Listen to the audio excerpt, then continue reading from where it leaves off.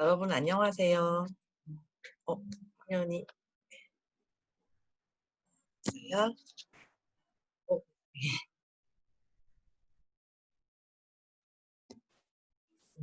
자, 여러분 안녕하세요. 자, 10주차 강의 시작하겠습니다. 날씨가 이제 완전히 여름으로 바뀌었어요.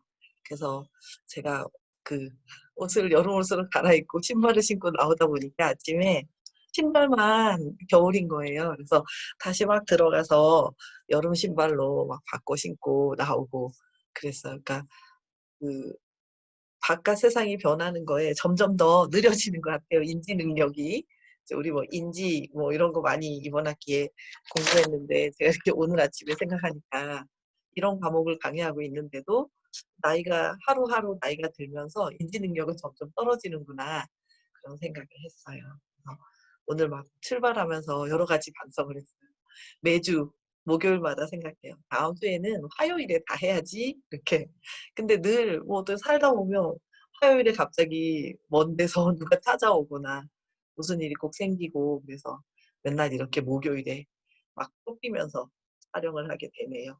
그래서 아무튼 계속 그렇게 돼서 죄송하고 저한테 너무 많은 거 기대하지 마시고 좀 느긋한 마음으로 기다려 주세요.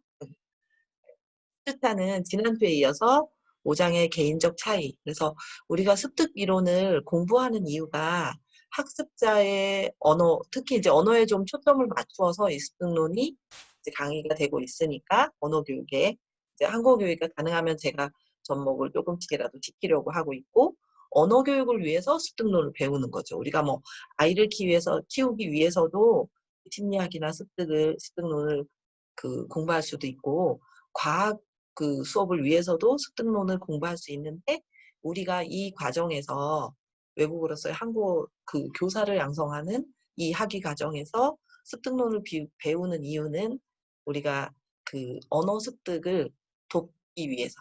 그래서 학습자를 최종적으로는 우리 모두의 학습자, 한국어를 배우는 학습자를 위해서 배경적인 것들을 이해하고 시작하자. 좀 이런 생각이 있죠. 그래서 좀 이렇게 앞부분에 되게 중요한 것들이 앞부분에 많이 있어서 조금 좀 디테일하게 가능하면 너무 짧게 요약하지 않고 디테일하게 좀 하나씩 짚어가는 그런 공부를 하고 있어요. 그래서 5장 개인의 차이에 대해서도 지난주에 이어서 뒷부분에 생략 부분을 오늘 공부하도록 하겠습니다. 먼저 이제 책략에 대한 내용인데요. 이 책략이라는 것은 우리가 주어진 문제를 해결하는 데 사용하는 특정한 행동들이고 그래서 이것은 한 개인 내에서도 차이가 한 개인 내에서라는 말은 개인이라는 거 이제 자기 자신 내에서도 차이가 이제 일어날 수 있다는 거죠. 이 책략을 사용하느냐 사용하지 않느냐. 그러니까 이게 언어 교실 전체에서 책략을 사용한 교실과 사용하지 않은 교실에만 차이가 있는 게 아니라 그 나라는 한 사람 안에서도 내가 A라는 책략을 사용하느냐 B라는 책략을 사용하느냐 아니면 책략이라는 걸 사용하지 않고 뚝심 있게 그냥 하느냐 아니면 요런저런 책략들을 나에게도 적용해서 하느냐에 따라서 이제 문제 해결에 다양한 차이가 있죠. 제가 이제 오늘 이 강의를 하려고 그랬는지 어쨌는지 제가 이제 그동안 제가 신분이 조금 바뀌어서 의료보험이 개인 의료보험으로 잠시 됐어요. 그래서 이제 제가 몇십 년 만에 처음으로 개인 의료보험을 내서 그거 잘 몰라서 못 내고 있다가 어느 날 독촉장이 날아온 거예요. 그래서 그걸 해결하려고 몇 달 동안 매달 전화를 했어요, 의료보험 조합에. 근데 전화를 해서 아주 부드럽고 조용한 목소리로 상냥하게 상담을 했어요. 제가 이제 돈을 못 낸 게 날아왔는데 이제 "어떻게 내면 되냐." 이렇게 물어봤어요. 근데 금액이 너무 커서 2달인가 3달 밀렸는데 "왜 이렇게 많아요?" 이렇게 물어봤더니 뭐 저 말고 저의 가족 구성원도 빌린 게 있다는 거예요. 그래서 너무 이상하잖아요. 저희 남편은 직장 생활하고 있고요, 아직도.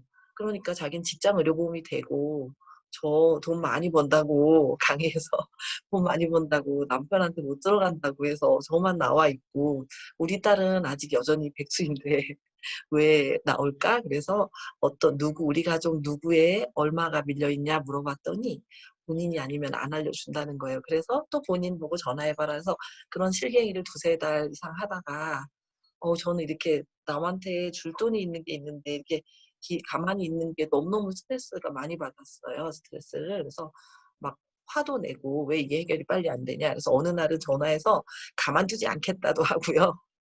"내가 국민신문고에 쓰겠다. 왜 이거 빨리 해결 안 해 주냐. 제가 돈 내야 되는데 뭐 정확히 알아야 되지 않냐." 이렇게 난리를 떨다가 어제 드디어 갔어요. 근데 딸이 요즘 도 닦고 있는데 딸이 저 가면서 차 안에서 "엄마 거기 가서 욱해 가지고 소리 지르고 화내지 말라고." 그러면서 막 저를 이렇게 설득을 했어요. 그래서 이게 딸 말이 아마 지금 생각하니 이 책략의 내용이죠 인 거라고 이해가 되는데 뭐 "돈을 깎고 싶으면 최대한 불쌍하게 보이고 부티나고 싶으면 쿨하게 내고 둘 중에 하나를 선택해야 한다. 깎고 싶어 하면서 화도 내면 깎이지도 않고 멋지지도 않다."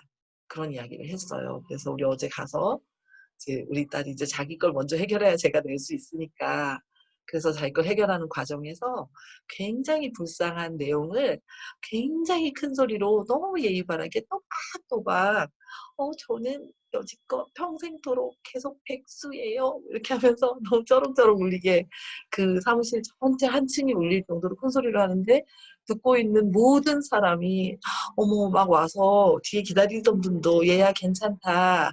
요즘 코로나라서 다 그렇단다." 이러면서 우리 딸을 막 위로해 주는 거예요. 그래서 한 3분 만에 그 의료보험 그 뒤에 책임자까지 앞으로 이렇게 나와 가지고 "아 학생 걱정하지 말라."고 그러면서 "요즘은 다 그렇다며. 무슨 일인지 아저씨가 봐 주겠다며." 해서 전액 감면을 받는 거예요. 아 당연히 감면 받아야 돼서 받았어요. 정말로 백수예요. 우리 딸도 이제 고려대에서 한국어 가르치고 있는데 최말단 강사라서 코로나에 잘렸어요. 막내강 잘렸다기보다는 그냥 수업이 없어진 거예요. 그래서 거기서 들어보니까 눈물 날 것 같더라고요. 마지막에 토요일 밤 10 시에 자기는 이유도 뭣도 모르고 뉴스를 보면서 '이유가 코로나인가 보다.' 하면서 해임이 됐다. 토요일 밤 10 시에 월요일부터 들어가기로 한 수업에서 강의 배정이 그냥 삭제됐다. 이렇게 이야기해서 그 아저씨들이랑 주변에 있는 아주머니들이 막 다 되게 울먹하면서 "아가야 괜찮다." 막 해 주고 저한테 엄마가 돈 좀 주라고 그러는 거예요. 근데 그걸 하는데 한 1 분밖에 안 걸렸어요. 근데 그러면서 돌아서더니 "엄마도 똑바로 하라고." 저는 가서 근데 차마 그 애의 엄마로서 저도 다 깎아 주세요 할 수가 없는 거예요. 그래서 뭐 "이 소득이 있냐?" "네 맞아요." "저 소득이 있냐?" "네 맞아요."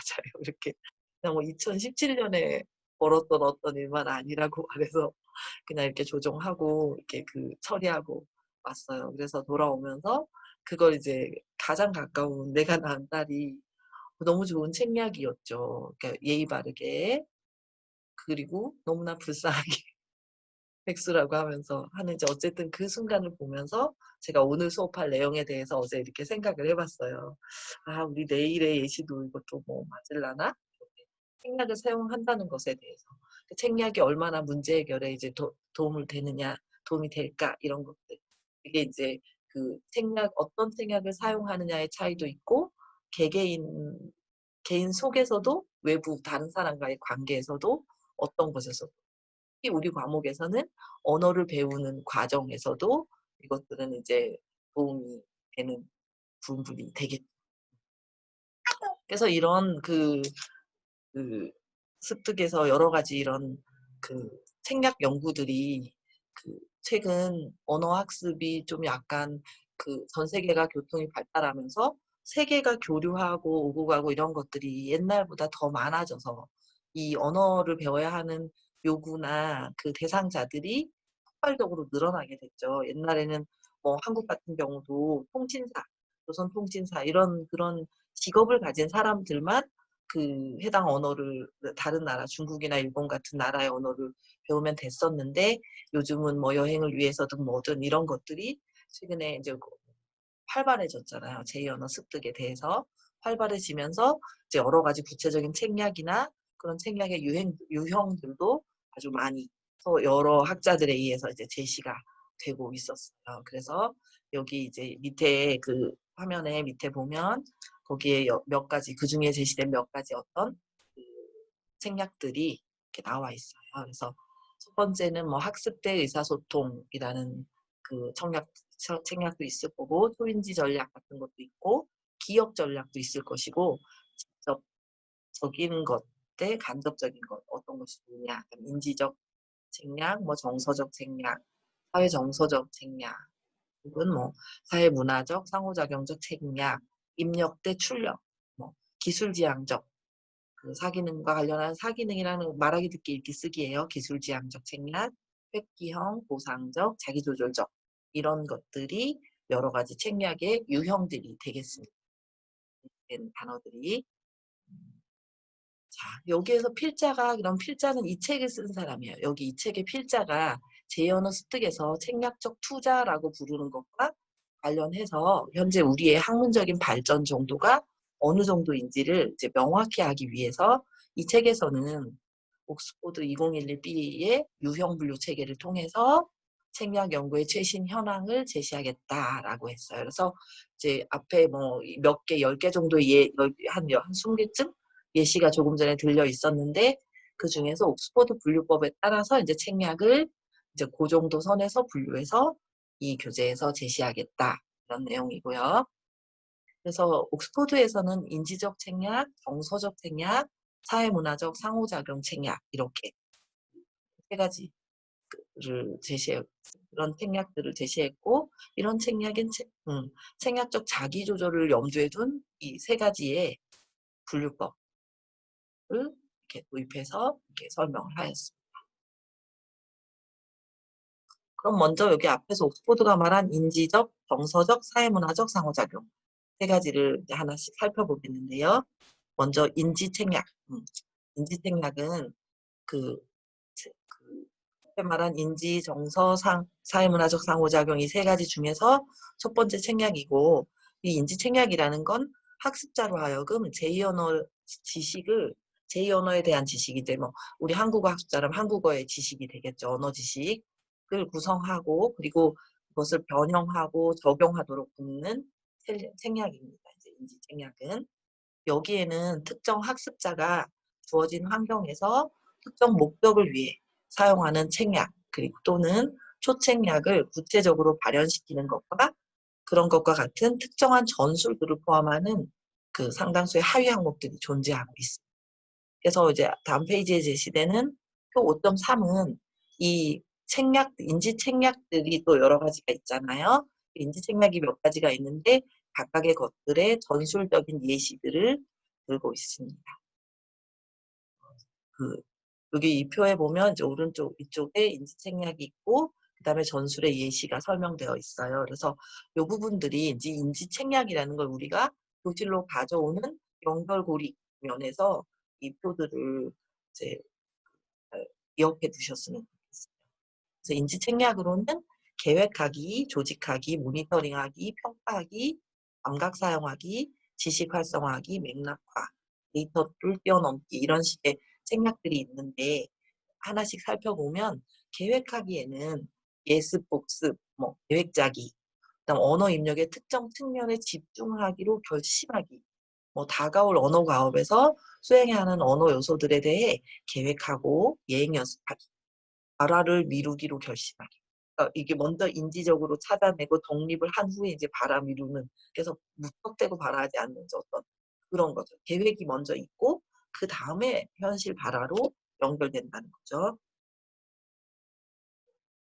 두 번째 조직하기는 입력된 언어를 계속 기억하는 데 도움이 되는 언어의 특정 요소 또는 상황적 세부 사항에 집중하도록 이제 결심하는 거예요.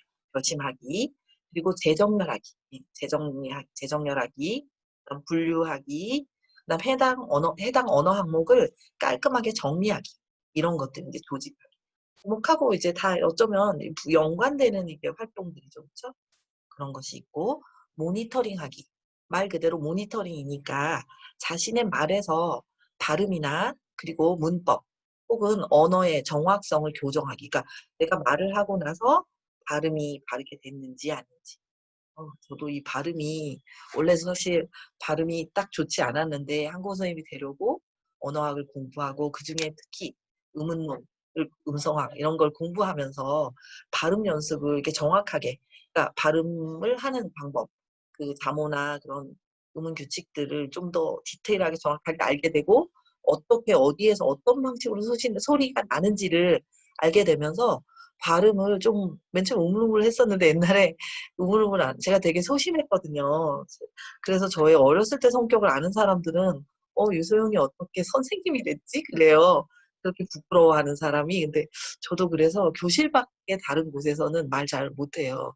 그냥 친한 친구하고 수다 떠는 거는 진짜 말이 많은데 그냥 어떤 낯선 사람이 나타나면 말 잘 못하거든요. 그래서 그런 현상들이 발음에도 나타난 거예요. 그래서 누군가를 만나면 정확하게 "안녕하십니까?" 이렇게 하는 게 아니라 "안녕하세요. 유소영이에요." 이런 식으로 우물우물거렸어요. 그러다가 한국어 선생님이 된 후에 되게 되기로 마음을 먹은 후에 '아 이게 이래서는 안 되겠다.' 아마도 사람들은 제가 이제 다른 언어를 배울 때도 그 언어의 선생님들을 모방했던 것처럼 아마도 그 학생들은 나의 언어를 모방할 텐데 '내가 이렇게 버벅거리고 우물우물거리면 학생의 발음이 정확해지지 않겠다.' 적어도 이 의문어를 모르는데 그렇겠다 생각해서 의문론을 좀 공부해 봤어요. 그랬더니 제 발음을 고치는 데 도움이 됐어요. 그래서 그런데 요새 또 보니까 이번 올해 이 온라인이 되면서 '나 발음에 자신 있다.' 생각했는데 온라인 하고 나서 이렇게 잠깐씩 '녹음이 잘 됐나? 이 과목이 맞나?' 이런 거 맞추느라고 제가 제 걸 들어 보니까 발음이 너무 이상한 거예요. 그래서 사실 이 강의하면서 발음이 너무 안 좋아서 스트레스 많이 받고 있어요. 근데 어쨌든 이런 것들도 자기 스스로 이제 자기 발음에 대해서 그리고 내가 말을 하고 나서 이 문법적으로 어긋났는지 아닌지. 제가 조금 전에도 제가 말을 하고 나서가 아니라 말을 하고 나서 이렇게 말했어요, 저도 모르게. 그럼 하면서 바로바로 그 발음이든 어법이든 이런 것들을 교정을 하게 되고 어휘의 경우도 뭐 한국 사람들이 진짜 많이 틀리는 가르치다를 가리키다. 가르키다 이렇게 하잖아요.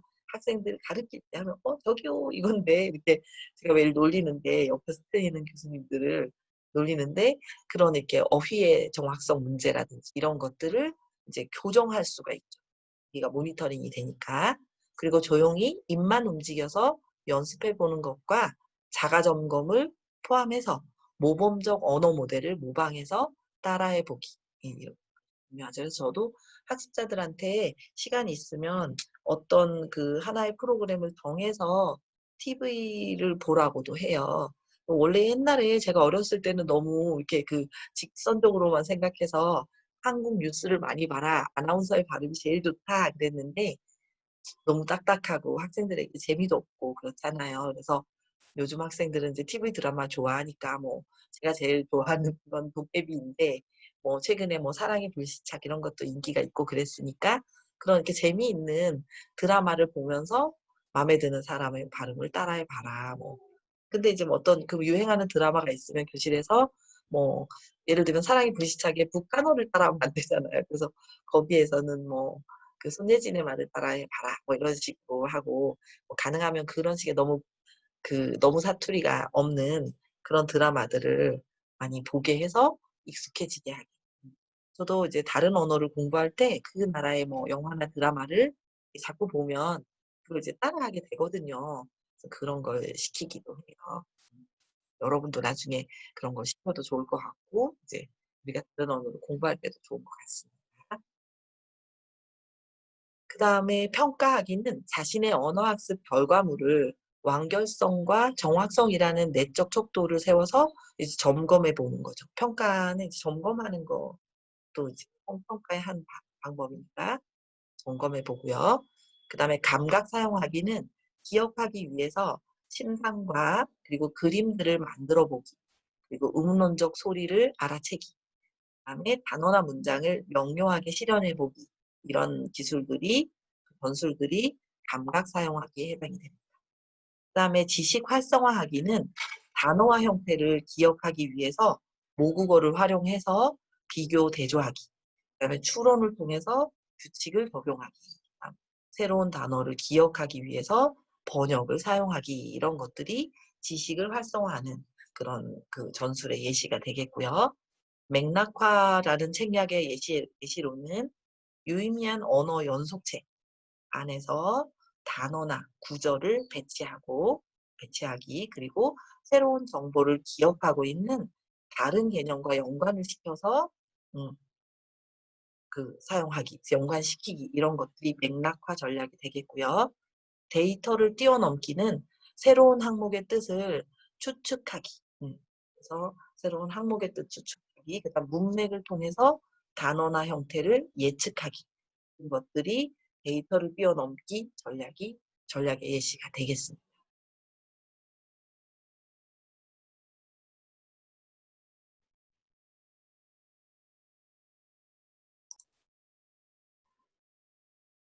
그다음 두 번째 책략으로는 정서적 책략입니다. 정서적 책략은 아까 말한 그 인지적, 정서적, 사회문화적 상호작용 세 개 중에 이제 두 번째 책략인데요. 학습자로 하여금 유익한 감정 에너지를 활용하고, 이게 정서적, 이게 감정적인 거잖아요. 그래서 유익한 감정 에너지를 활용하고 학습 과정에 대해 긍정적인 태도를 취하게 하며 동기를 형성하고 유지하는 일련의 정서적 책략입니다. 그래서 다음에 제시되는 표 5.4는 정서적 책략에 대한 전략적 이시들입니다. 그래서 정서적 책략을 보면, 그리고 자, 정서적 책략에는 힘이 되는 감정 활성화하기가 있고요. 그 책략의 제목으로는 힘이 되는 정서적 책략에 힘이 되는 감정 활성화하기. 그 다음에 두 번째는 부정적 감정 최소화하기. 그러니까 힘이 되는 감정, 그러니까 그 기분이 좋아지는 감정은 활성화를 시키고, 그다음 부정적인 감정은 최소화해서 작게 만들고, 그다음에 동기를 발생시키고 하고 싶은 마음이 생기게 되는 거죠. 그다음 긍정적 태도 활성화. 몰라 그게 뭐야 이런 마음보다는 좀 긍정적인 태도가 활성화되게 하는 그런 정서적 생략에 들어가겠고요.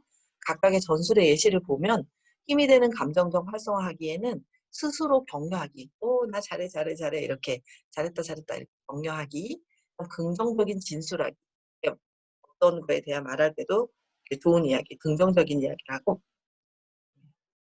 자신이 할 수 있는 능력 목록표 만들기. 내가 뭐뭐 할 수 있고, 뭐 오늘 뭐 할 수 이런 이렇게 목록표를 이렇게 작성하는 거죠. 그다음 성취에 대해 자기 자신에게 보상하기. 잘했어. 내가 1시간 동안 이거 잘하면 뭐 30분 동안 뭐 쉽게 해줄게. 뭐 내가 나에게. 그다음에 이거 잘하면 아메리카노 한 잔? 이렇게. 그런 것들을 보상을 스스로 하는 거고, 그다음 자신감을 갖기 위해서 스스로 성취한 것을 인지하기. 내가 뭐뭐를 했는지. 그래서 저는 요즘 어떤 걸 하냐면요. 매주 월요일 아침에 학교 오면 이렇게 책상에 저는 이렇게 뽑아 쓰는 포스트잇이 있어요. 포스트 이렇게 딱 뽑아서 여기에 월요일에 할 일, 화요일에 할 일, 수요일에 할 일, 목요일에 할 일 이렇게 딱 써요. 그래서 이제 반드시 목요일까지 끝나야 되는 일들을 요일별로 써요. 예를 들면 월요일은 월요일에 수업, 특히 가장 중요한 건 저한테 수업이잖아요. 그래서 월요일 수업, 화요일 수업, 수요일 수업, 목요일 수업을 쓰는 거예요. 그래서 월요일이 지나면 월요일 저녁에 집에 가기 전에 월요일 수업 당연히 끝났을 거 아니에요. 이렇게 지워주고, 화요일 저녁이 되면 화요일 수업이 끝났잖아요. 빨간색으로 지우고, 이런 표를 만들어요. 그러다가 중간에 수업 이외에 다른 할 일이 끼어들면 그때는 또 다른 종이를 뽑아서 뭐 예를 들면 오늘이 며칠이죠? 뭐 6월 4일. 그러면 6월 4일 해야 할 일을 1. 뭐 누구에게 전화하기, 2. 뭐 처리하기, 3. 어떤 서류 제출하기, 뭐 이런 것들이 있잖아요. 그런 것들을 쓰고 이렇게 지우면서 해요. 그래서 이런 것도 내가 성취했다라는 저의 나름의 그래서 이 성취한 것들을 다 버렸지만 매일매일 끝나면 쌓아놨더라면 내 일생 동안 정말 많은 일을 했을 것 같은데, 이 언어 교육에서, 언어 수업에서도 그러니까 학습자 스스로가 성취한 것을 인지하는 이제 다양한 방법들이 있겠죠. 그 다음에 언어학습 일기 작성하기. 이제 오늘 뭐 단어를 몇 개 외웠고 어떤 내용을 공부했고 이런 일기를 작성하는 방법도 있다고요. 이런 것들을 보면 굉장히 A형이 유리할 것 같아요. 저 B형이라서 굉장히 불리해요. A형들은 완벽하게 계획대로 제 옆에 있는 A형들을 보면 계획을 쫙 세워서 완벽하게 계획대로 움직이는데 B형들은 사실 너무 자유분방한 성격이 좀 있어서 좋은 장점도 있지만 단점을 따지면 그런 부분이 있는데 이렇게 뭔가를 다 해야 되면 전 너무 힘들 것 같기도 한데 아무튼 이런 힘이 되는 어떤 것들을 보상이 되는 것들을 활성화하고 그다음 부정적인 거 최소화하기의 전술의 예시로는 두려움이나 불안감을 낮추기 위해서 휴식을 활용하기. 그러니까 어떤 두려움이나 불안감이라는 건 스트레스잖아. 내가 이 공부를 해야 된다는. 그걸 위해서는 휴식도 좋은 뭐 운동이나 휴식도 좋은 이제 수 있는 도구가 되죠. 그리고 스스로에 대한 불신을 낮추기 위해 긍정적인 혼잣말하기. 긍정적 난 할 수 있어." 뭐 이렇게. 그다음 지루함을 낮추기 위해 흥미로운 도표, 이미지, 대화문 만들기. 뭐 언어 교육에 필요한 뭐 대화문이나 이런 거 만들기. 그다음은 그 압도되는 느낌을 안 받기 위해서 차근차근 할 일 목록 만들기. 제가 아까 포스트잇에 써요. 이런 것도 제가 너무 스트레스 많잖아요. 뭐 월요일에 할 일이 너무 많아. 이런 스트레스가 많으니까 목록을 써서 하나씩 지우거든요. 그래서 목록을 이렇게 그리고 하루 중에 몇 번 이렇게 들여다보면서 오늘 할 일 중에 이제 너무 많아서 스트레스 받는 날은 제일 짧고 쉬운 일을 찾아서 먼저 해요. 그럼 빨간 줄이 많이 가잖아요. 그러면 조금 더 잘 나머지 것들이 가벼워지죠. 만약에 7개 할 일이 있다면 월요일 아침에 7개 중에서 뭐 3가지나 4가지는 간단하게 뭐 누구에게 전화하기, 뭐 제출하기 요런 정도면 30분 이내에 할 수 있는 것들을 먼저 하고 긴 것들을 이렇게 처리하는 시간을 나누어서 표시해서 이렇게 처리하고 그러면 훨씬 스트레스를 덜 받게 되잖아요. 이제 그런 것들을 말하고 동기 발생시키기의 전술 예시를 보면 언어의 문화 언어의 문화 학습하기. 그러니까 문화적인 요소를 학습하는 거죠. 그리고 구체적 성취들을 나열하기. 그다음에 개인적인 목표를 설정하고 이를 이루는 이루는지, 그러니까 성공하는지 면밀하게 관찰하기. 시험 자체에 집중하기보다는 그 언어를 활용해서 무엇을 할 수 있는지에 집중하기. 그다음에 긍정적 태도 형성하기의 전술의 예시로는 두려움이나 불안감을 낮추기 위해서 휴식을 활용하기. 음, 활용하기. 그다음에 지루함을 감소하기 위해서 흥미로운 활동하기. 그다음에 문화적 이해를 기르기 위해 다른 사람들과 공감하기. 이런 것들이 긍정적 태도를 형성하는 전술의 예시가 되겠습니다. 다음은 세 번째로 사회문화적 상호작용 책략이 되겠는데요. 음, 그 여기에 사회문화적 상호작용 책략은 학습자가 음, 상호작용하고 의사소통하는 그 문화를 효과적으로 다루도록 돕는 것입니다. 그래서 표 5.5에 이렇게 구체적으로 제시되어 있는데 5.5로 넘어가서 보면 사회문화적 상호작용 책략의 전술적인 예시들이에요. 그래서 여기에는 이제 첫 번째는 학습을 위한 상호작용이 있고 그다음 지식 차이를 극복하기가 있고 지적으로 추측하기가 있고 대화 생성하기가 있고 사회문화 배경 지식 활성화하기가 있습니다.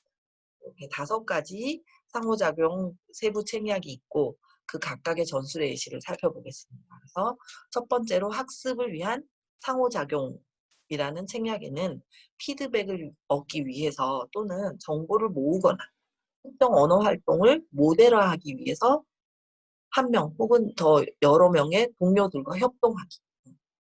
피드백을 얻기 위하거나 정보를 모으기 위해서 혹은 언어 모델화를 위해서 협동하기 학습을 위한 상호작용 책략의 예시로 들었고요. 지식 차이 극복하기에는 교사나 다른 원어민에게 반복해 말해주기. 그다음에 다른 말로 바꾸어서 표현하기. 지식 차이 극복하는 전술의 다른 말. 너무 어려운 말이면 조금 쉬운 말로 바꾸어서 하고 좀 잘 모르는 말이면 조금 아는 말로 바꾸어서 이런 거가 되겠죠. 그다음에 설명 혹은 예시 요청하기. 그러니까 잘 모르는 게 있을 때 모르는 게 있는 게 아니라 그게 무슨 뜻이죠? 이렇게 설명이나 예시를 요청하기. 그다음 명료화를 위해서 질문하기. 그러니까 명확하게 하기 위해서, 명료하기 위해서 질문하기. 다시 한번. 그래서 이게 이런 뜻인가요? 뭐 이건가요? 그게 뭔가요? 이렇게 질문하기. 그다음 대화를 시작하거나 유지하기 위해서 암기해 놓았던 언어 뭉치 사용하기. 그러니까 뭐 어떤 과를 공부하기 위해서 단어를 외워 놓거나 공부해 놓을 수 있잖아요. 이제 그것들을 사용하는 거죠. 그다음 지적으로 추측하기 위해서 전술의 예시를 보면 어휘, 문법, 의문학에서 언어적 단서들을 사용해서 예측하기. 그러니까 언어적 단서를 사용해서 예측하는 거예요. 목표의 언어적 단서를. 그다음에 이해를 위해 담화 표지를 활용하기. 그러니까 담화 표지 활용하기. 그리고 다음 세 번째로는 대화 생성하기가 있습니다. 대화 생성하기의 전술의 예시로는 담화를 시작하는 요령을 활용해서 대화 시작하기가 있고요. 담화 시작한 요령을 활용해서 대화 시작하기. 그다음 두 번째는 긍정이나 수긍하는 표현. 그리고 언어적, 비언어적 주의 집중 신호를 언어적, 비언어적, 언어적인 신호도 활용하고 비언어적, 뭐 손짓, 몸짓, 뭐 표정 이런 거죠. 주의 집중 신호를 사용해서 대화 유지하기, 그리고 질문하기 이런 것들이 있습니다. 다음은 사회문화 배경 지식을 활성화하기. 그러니까 배경 지식 스키마 작동하는 거죠. 배경 지식 활성화하기는 문화와 관습 등에 대한 질문하기. 그리고 문화라고 하면 관습이나 역사, 음악, 미술 등등 이런 것들에 대해서 문화에 대해서 읽기, 먼저 읽기 이런 것들이 사회문화적 상호작용 책략에 해당이 되겠고 그것들의 전술의 예시들이었습니다. 자, 이런 것들을 통해서 이제 교실로 연계해 보자면 학습자들이 외국어를 성공적으로 학습하기 위해서 사용해온 전술들을 이제 열거했습니다. 이렇게 쭉 열거하고 있는데 여러분이 제2언어를 학습하는데 이들 전술 중 사용한 경험이 있는지 한번 혼자서 해보시고요. 친구가 없어도. 자, 그 다음은 보상책략에 대한 이야기입니다. 보상책략. 그래서 보상책략은 제2언어로 의사소통을 능숙하게 할 수 있는 아주 독특한 재주를 가지고 있는 많은 언어학습자들은 여러 이제 의사소통을 잘하는 재주가 있는 언어학습자들은 보상책략에도 뛰어나다는 걸 알 수 있습니다. 보상책략이면 사실 뭔가 어떤 일을 하면 그걸로 보상이 나가는 거잖아요. 그러면 앞에 책략들이 쭉 나왔던 것들 중에도 보면 뭐 잘했어 이렇게 자기에게 해주는 그런 것들도 있었잖아요. 그런 책략을 이제 사용하는데 아주 뛰어나다는 거죠. 그래서 앞에 제시됐던 그런 책략들을 이렇게 바탕에 깔고 이제 이 부분을 보면 돼요. 그래서 여러 이제 외국어 자습서와 실용적인 매뉴얼들은 학습자가 어떻게 약점을 보완하고 다양한 함정을 피할 수 있는지에 대해서 제시를 하고 있습니다.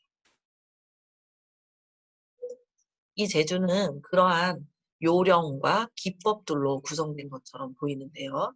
이 모든 보상 책략들은 그러니까 그 앞부분에 있던 것들 중에도 들어있는 뭔가 이렇게 보상해주는 보상 책략들은 개인의 능력 중 부족한 부분을 보완하기 위해서 만들어졌습니다. 이러한 의사소통 또는 사회문화적 상호작용 책략은 종종 그 언어에서 살아남는 사람과 그렇지 않는 사람을 뚜렷하게 구분짓고 있습니다. 어떤 심리 언어학적 요소들이 이러한 전술에 포함이 되었을까 이제 살펴보겠습니다. 그래서 그 표 5.6은 보상 책략의 종류 그리고 각 종류들의 전술에 대해서 설명하고 있습니다. 여기 보면 뭐 보상 책략 중에는 회피 전략 이렇게도 말해요.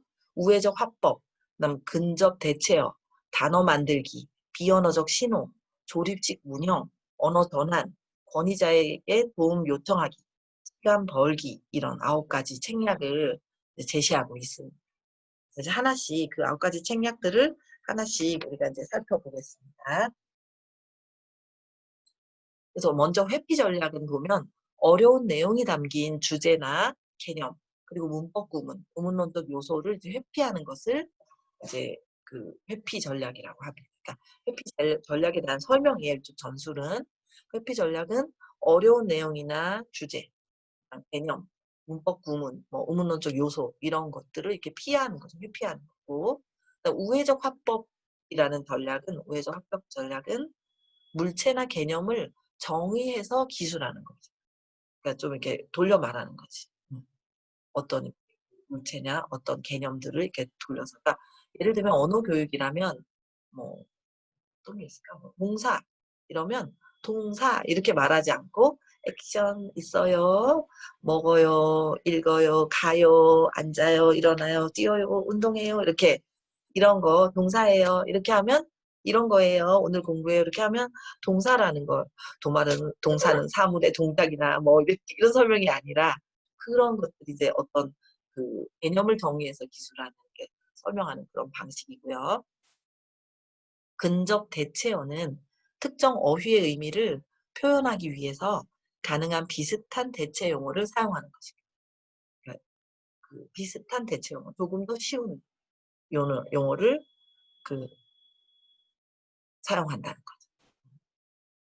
그리고 단어 만들기 전략은 개연성 있는 규칙을 바탕으로 해서 존재하지 않는 제2언어 단어를 만들어내는 거예요. 그러니까 그 대부분 해당 단어가 있는 경우가 많은데 초급의 단어들은 중급 고급으로 갈수록 점점 뭐 한국어엔 있지만 뭐 중국어엔 없다든지 중국어엔 있지만 한국어에 없다든지 이런 경우가 있어요. 이제 그럴 때에는 그 새로운 단어를 하나 만드는 거죠. 그렇게 해서라도 이제 그 공부에 도움이 되게 하는 거가 되겠고요. 그다음에 비언어적 신호는 그 몸짓, 표정, 소리 모방 이런 것들이 비언어적. 뭐 소가 음매 하는 것도 음매 하는 건 한국어적인 글씨로 표현한 거죠. 뭐 이럴 수도 있잖아요. 나라에 따라서는. 그다음에 그 조립식 문형은 흔히 생존을 위해 암기한 상투적인 문구들을 사용합니다. 그러니까 그 WH 구문이라든지 아니면 이제 뭐 어떤 그 덩어리 문 학습들이 있잖아요. 그러니까 그런 거. 뭐 문법 중에서 한국어의 문법 중에서라면 뭐 동사는 바람에 이런 경우가 보면 국어학적인 한국 사람에게 설명한다면 관형영어미는 원인을 나타내는 바람, 그다음에 뭐 원인을 나타내는 조사에 이런 식으로 한 개씩 뜯어서 설명해도 한국 사람은 이렇게 할 수가 있는데 외국인은 그거 뜯고 다시 모여서 무슨 뜻이 되고 이러면 각각의 뜻은 또 다르고 이러면 너무 어려워요. 그래서 는 바람에를 덩어리로 공부하는 그런 것들이 이제 일종의 조립식 문형이 될 거예요. 그래서 여기에는 뭘 넣으라면 계속 그것만 바꿀 수가 있죠. 공기관계로 오는 것들만. 그다음에 언어 전환은 제2언어로 말할 때 모국어 발음을 포함한 모국어 단어를 사용하는 것이 이제 해당이 되는 겁니다. 그래서 뭐 자기 말에는 없는 말을 뭐 해당 언어의 어떤 걸로 이렇게 넣어주는 거, 언어를 전환해 쓰는 거고요. 권위자에게 도움 요청하기는 직접적인 것은 직접적 혹은 간접적인 것들이 있는데 예를 보면 뭐 억양이나 휴지, 눈맞춤 이런 것들을 이제 좀 그러니까 직접적인 내용이나 간접적인 내용들을 무슨 뜻인지 뭐 설명해 달라 이렇게 그걸 이미 알고 있는 사람에게 요청하는 그런. 그래서 이건 뭐예요? 이렇게 하는 건 직접적인 도움을 요청하는 거고요. 이렇게 하면 몰라요를 이렇게 표현하는 거죠. 그쵸? 그게 간접적 도움이 되는 거예요.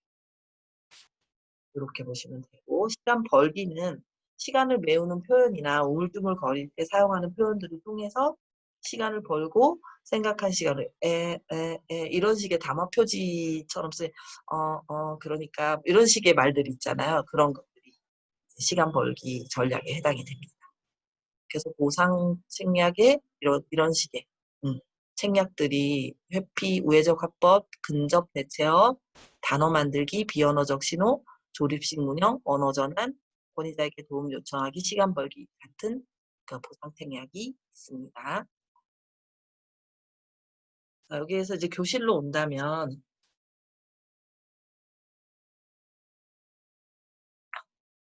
이러한 보상 책략들 중 여러분이 이제 사용해 본 적이 있는 게 뭐가 있는지 한번 생각해 보시고요.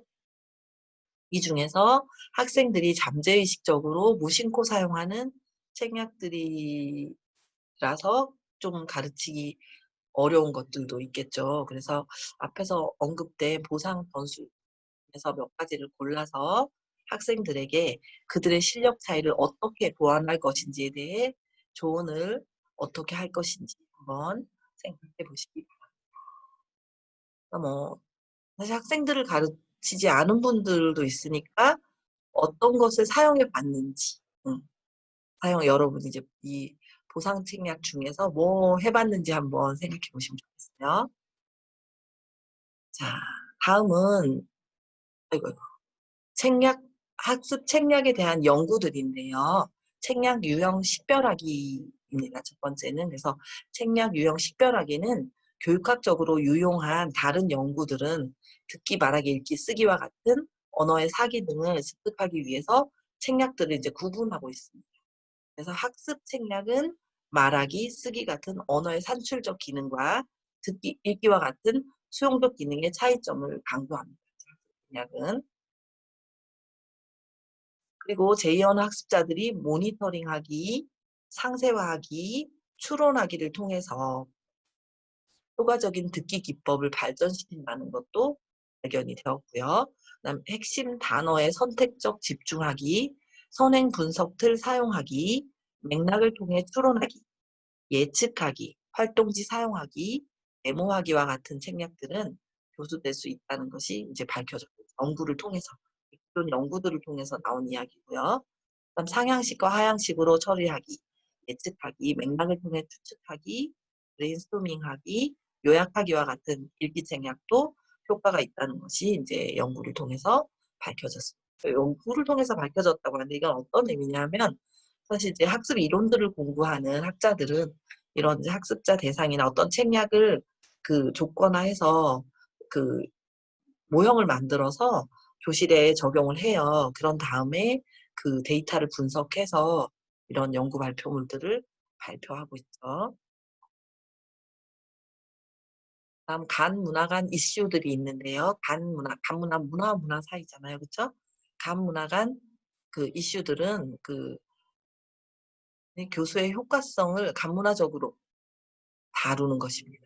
그러니까 간문화적으로 다루는 것이 간문화 간 이슈들에 해당되는 건데 학습자들에게 간문화적 요인들은 학습자의 책략 사용을 촉진하는지 혹은 방해하는지 이제 이런 것들을 한번 생각해 봐야 하고 뭐 중국이나 뭐 일본 뭐 그런 국가를 포함해서 이제 한국도 포함이 됐어요. 포함한 많은 국가에서 수행된 대다수의 연구들을 통해 도출된 결론들은 책략 교수와 자율적 학습이 성공적 언어학습을 이끄는 실천 가능한 방법이다. 그리고 이는 희망 섞인 막연한 전망이 아니라 실제 연구 결과로 입증되어 왔다. 이렇게 보겠습니다. 교실로 연계해서 보면 여러분의 경험에 비추어 볼 때 책략을 연구하거나 교수할 때 대체적인 문화적 이슈들이 무엇이 있었는지 한번 생각해 보시면 좋겠고 인식과 자율성은 여러분이 알고 있는 문화와 잘 어울리는지 한번 생각해 보시고요. 또 학습자들이 교사가 모든 것을 통제하고 학생들이 알아야 하는 것을 다 알려주기를 기대하는 뭐 이제 교수법적으로 보면 문법 번역지 교수법의 시대를 가리키는 거죠. 이런 전통적인 교육 시스템에서 학생들이 그들의 학습을 대할 때 더 책략적으로 행동하도록 돕기 위해서 여러분은 교사로서 어떻게 할 수 있을지 이런 것들 한번 생각해 보십시오. 예요. 다음은 책략 사용 측정하기예요. 책략 사용 측정하기. 그래서 여기는 연구와 교육 두 방면에서 논란이 되는 이슈는 책략 사용에 대한 측정 방법입니다. 측정법. 어떻게 책략을 사용했고 그 책략으로 어떤 효과가 있는지를 어떻게 측정할 것이냐. 이제 이게 논란의 가운데 있는 거죠. 학습자들이 책략을 파악해내는 도구들 중 가장 많이 쓰이는 것은 옥스포드의 언어학습 책략 목록표인데요. SILL이라고 해요. 그 약자, 머리 물자만 써서 SILL이라고 하고, 그 옥스포드의 SILL은 그 많은 국가에서 이미 시험이 되었고요. 여러 언어로 번역된 이제 설문지 유형입니다.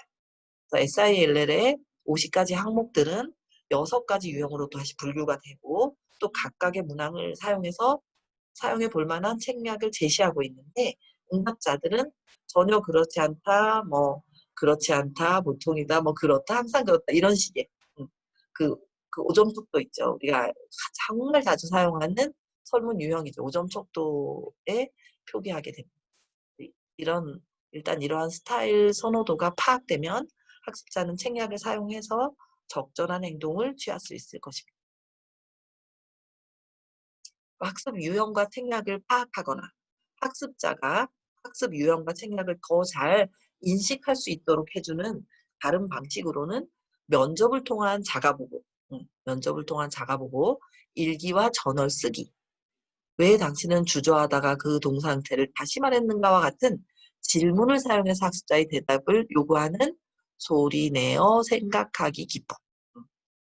자, 첫 번째 면접을 통한 자가보고, 읽기와 저널 쓰기, 소리내어 생각하기 기법.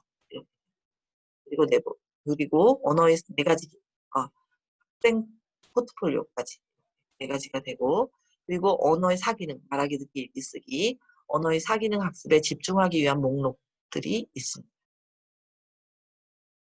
그 다음에 책략 교수의 효과성이 과연 있느냐, 무엇이냐, 효과성이 무엇이냐, 이걸 보면 학습자들이 교실학습 과정에 책략 활용이 도움이 된다는 증거는 아주 많습니다.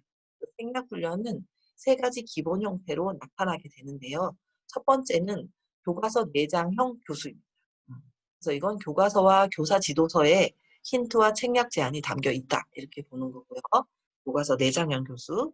두 번째는 자율적인 자습 책략 훈련을 증진시키는 학생 매뉴얼. 첫 번째 교과서 내장형, 두 번째 학생 매뉴얼인 거예요. 자율적인 자습 책략을 훈련을 증진시키는 학생 매뉴얼. 세 번째는 교사가 계획하였거나 즉흥적으로 하는 교실 수업 과정에서의 책략 기반 충고, 힌트, 조언 같은 게 들어있습니다. 이렇게 이 3가지 모두 다양한 맥락의 학습자들에게 효과가 있는 것으로 나타났습니다. 다음은 책략 기반 지도법에 대한 내용들을 살펴보겠습니다. 책략 기반 지도법. 책략을 교실 학습에 적용하려는 교사나 연구가들의 많은 노력은 일반적으로는 다음과 같은 여러 용어가 이제 혼재되어 사용되고 있습니다. 첫 번째는 학습자 책략 훈련이라는 용어가 사용되기도 하고요. 학습 책략 지도법 사용되기도 하고 스타일과 책략 기반 지도법 사용되기도 합니다.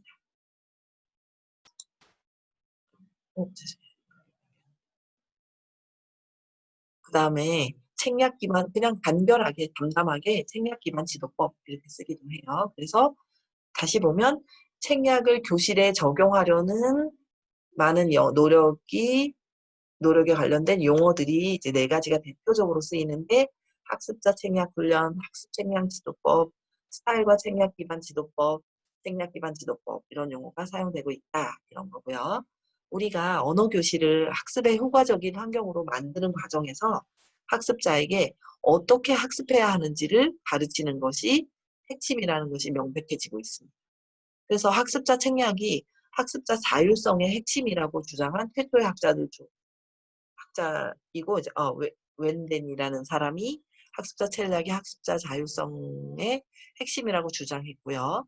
그리고 차못 2002는 명시적 교수를 통해서 학습자 자율성을 촉진하는 것이 중요하다고 강조했습니다. 그래서 책략 기반 지도법에서 교사는 그럼 무엇이 학습자를 성공 혹은 성공하지 못하게 하는지를 이해하고요. 그걸 이해함으로써 성공적인 책략을 실제로 사용해 볼 수 있는 교실 환경을 구축할 수 있다. 교사의 이러한 노력이 항상 성공하기는 어려운데요. 이는 학생들이 교실 수업이 어떻게 진행되어야만 하는가에 대한 선입관을 가지고 있기 때문이라고 합니다. 그래서 학생들이 만약에 첫째, 책략 그 자체를 숙지하고 두 번째, 책략이 효과적이라는 것을 인지하고 세 번째는 책략 활용이 아주 어려운 것이 아니라고 생각한다. 학생들이 만약 책략 자체를 숙지하거나 그리고 효과적이라는 것을 알고 있고 그다음 책략 활용이 어려운 것이 아니라 쉬운 것이다 하고 생각한다면 책략 기반 지도법이 이들에게 도움이 될 수 있다는 것이 밝혀졌습니다.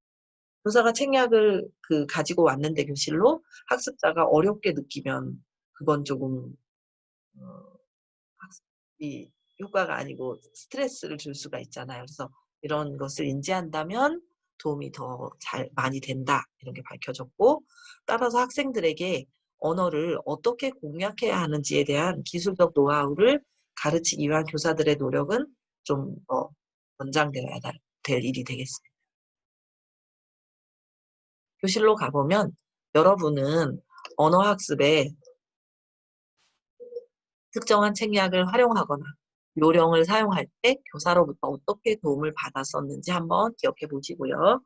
교사로서 학생들이 책략을 사용하는 행동을 취하도록 어떻게 도와줄 수 있을지 생각해 보겠습니다.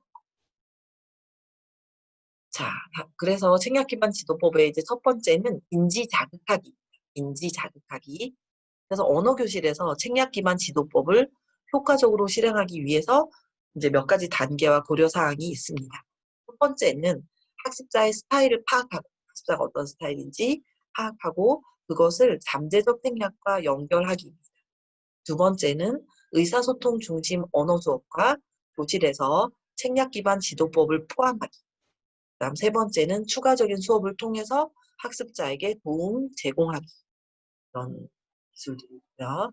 그래서 이러한 목표들 중 첫째 것을 달성하기 위한 한 가지 방법은 학생들에게 간단한 체크리스트를 완성하게 해서 학생들이 공부할 때 좋아하는 방식을 스스로 깨달아 익숙해지게 만드는 것입니다. 그 165에 있는 그림 5-1 이제 잠깐 볼 텐데요. 여기에서는 스타일 인식 체크리스트이고요. 여기 있는 것은 이것은 학생들로 하여금 자신의 스타일에 익숙하게 하는 간단한 톡도 질문지. 이렇게 생긴 건데 글씨 잘 안 보이시죠? 이제 교재에서 한번 확인해 보세요.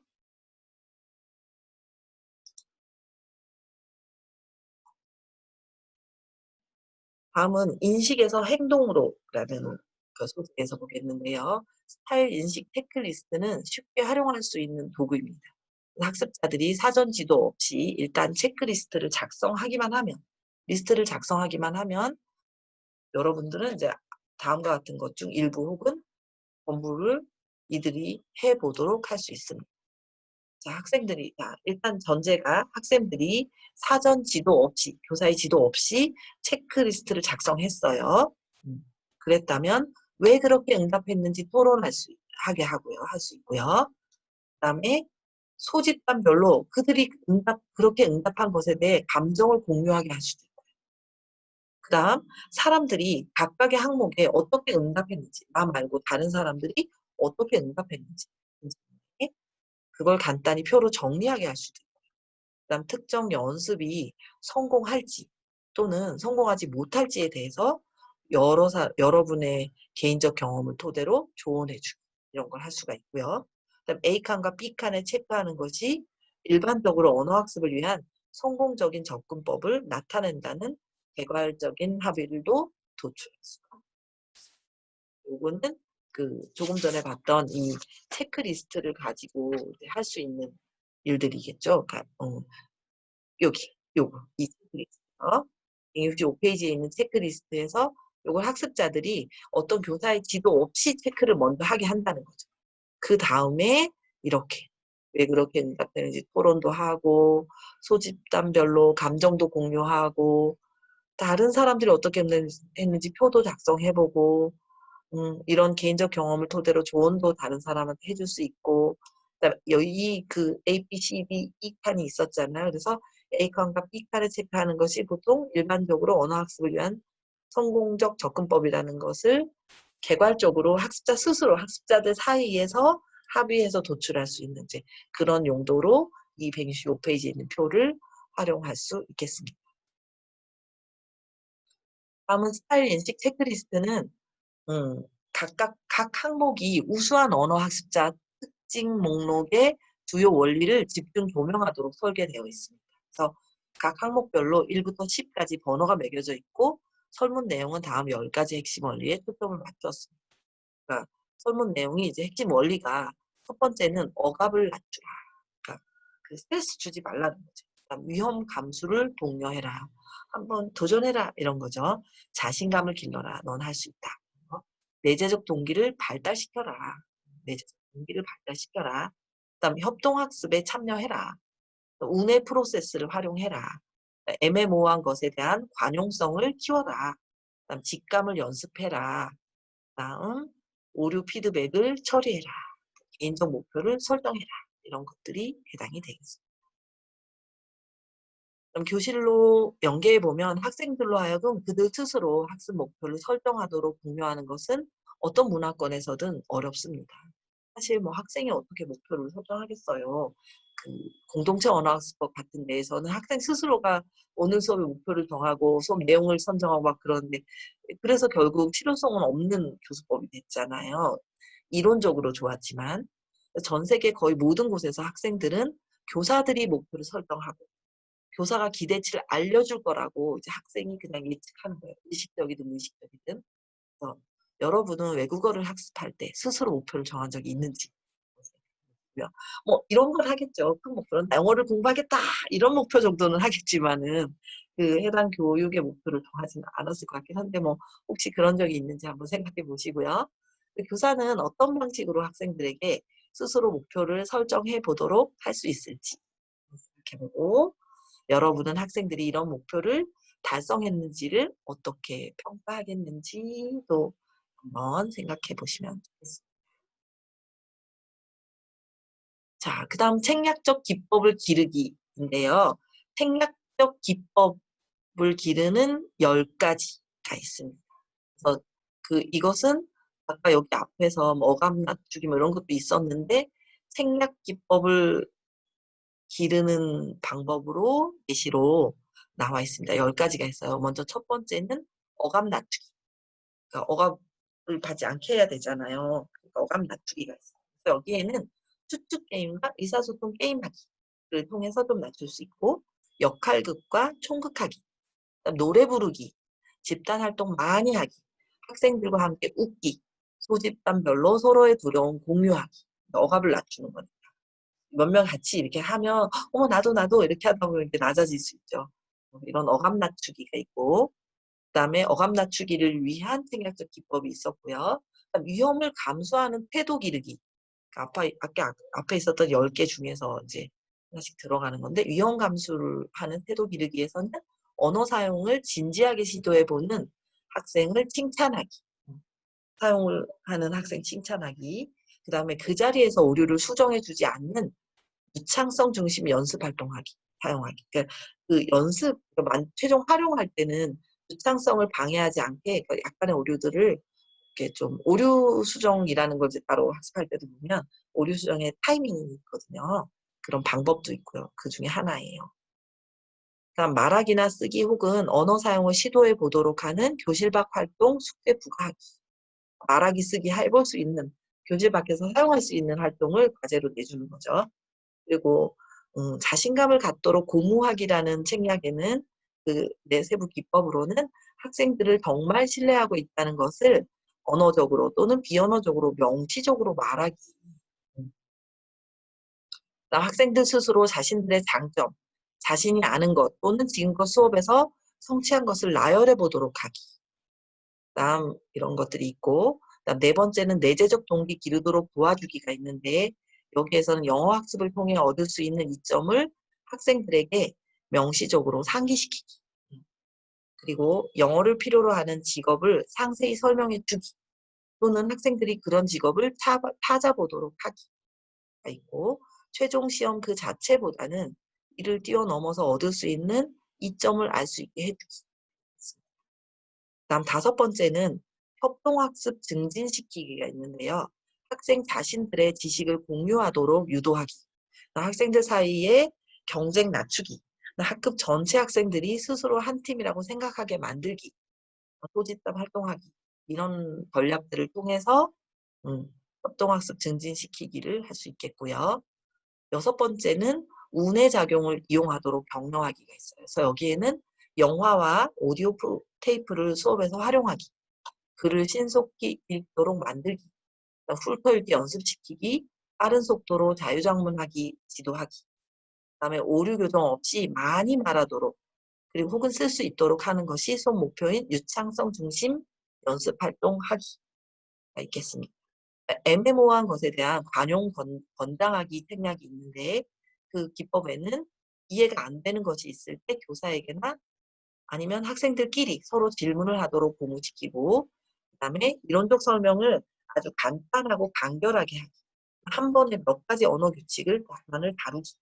때로는 단어나 의미를 파악하기 위해서 모국어로 번역해 보도록 하기. 여덟 번째 생략으로는 학습자들의 자신의 직감을 이용하도록 도와주기 생략입니다. 그래서 이걸 위한 기법으로는 추측을 잘했을 때 칭찬하기. 오류 수정만으로도 충분하다고 보고 오류에 대해 설명하거나 때로는 건너뛰기. 어떨 때 설명, 어떨 땐 건너뛴다는 거죠. 학습을 더해야 하는 몇몇 오류만 선택적으로 수정하기. 이런 자신감을 북돋아주기 위해서. 아홉 번째는 학생들이 자신들의 실수를 스스로 해결할 수 있도록 하기가 이제 생략이 나왔는데 이 기법으로는 발화를 녹음해서 오류를 스스로 찾아보도록 지도하기.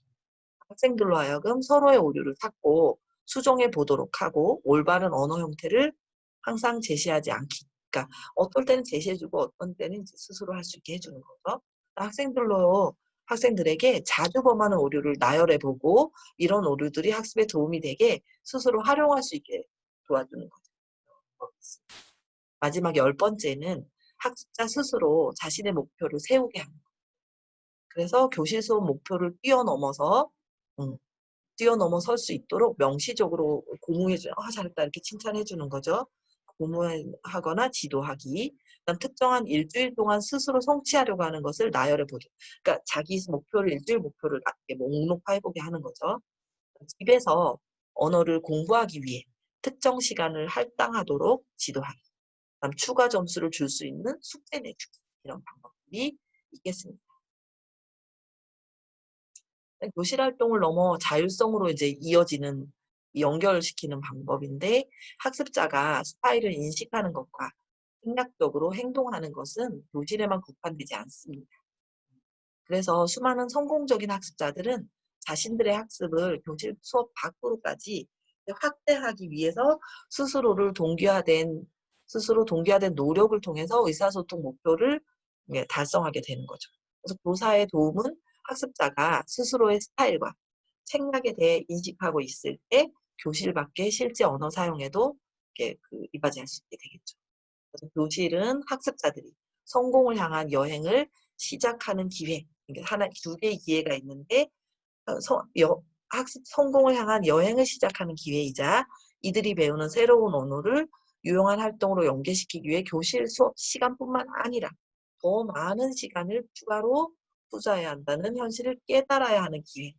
이렇게 그런 학습의 여행을 시작하는 기회와 깨닫는 기회가 되는 거죠.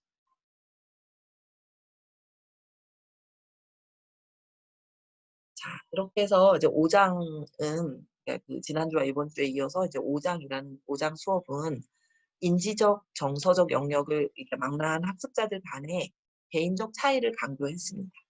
그래서 이러한 요소들을 살펴봄으로써 교사인 여러분들은 모든 학생들이 다 같지는 않다는, 약간씩 차이가 있다는 것을 충분히 이해했을 것으로 생각이 됩니다. 그래서 이 세상의 제2언어 학습자들 사이에서는 아마도 무수히 많은 인지적 그리고 정서적 프로필이 만들어질 것입니다.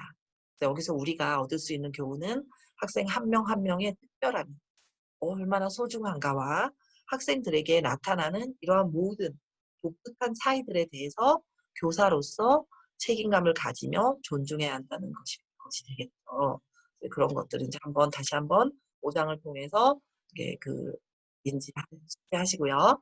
그래서 우리가 제2언어 학습 과정에 관여하는 인지적 변인이 복잡 다단함을 이해하고 각 개별 학습자들을 적절히 판단하고 그들을 지금 현재 있는 그대로 이해하고 그들이 할 수 있는 가장 적합한 학습 기회를 제공하는 그런 교사가 되시기를 바랍니다. 그런 걸 바라면서 오늘 수업을 마치도록 하겠습니다. 여러분, 아직 그 출첵 안 하신 분들은 출석 체크 빨리 하시고 남은 다음 일주일도 또 편안한 한 주 보내시고 다음 주에 뵙겠습니다. 수고하셨습니다. 감사합니다.